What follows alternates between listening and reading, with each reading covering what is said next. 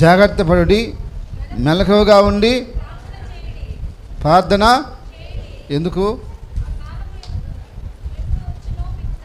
కాబట్టి మనం ప్రార్థన విషయంలో జాగ్రత్తగా ఉండాలి. ప్రార్థన మనము నిర్లక్ష్యం చేయకూడదు. ప్రార్థన విషయంలో జాగ్రత్తగా ఉండాలి. మెలకువగా ఉండి ప్రార్థన చేయమంటున్నాడు. అయితే ఈరోజు చాలామందికి ప్రార్థన చేయట్లే, ప్రార్థన లేదు.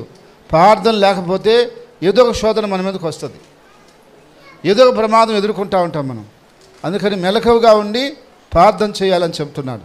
ప్రార్థన విషయంలో మనం అజాగ్రత్తగా ఉండకూడదు. ఏమాత్రం కూడా దానికి మనం రాజీ పడకూడదు. ఎన్ని పనులున్నా ప్రార్థన చేయాల్సిందే, ప్రార్థన చేయాల్సిందే.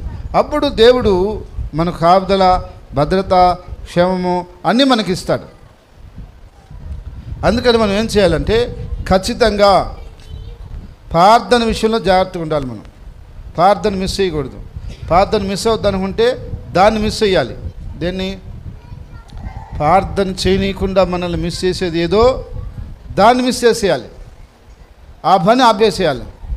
ప్రార్థన మన పోద్ది దీనివల్ల అనుకుంటే ఆ పనే మనం ఆపుకోవాలి. ప్రార్థన ఆపుకోకూడదు. ప్రార్థన ఆపుకున్నామంటే అది మనకు నష్టం వస్తుంది.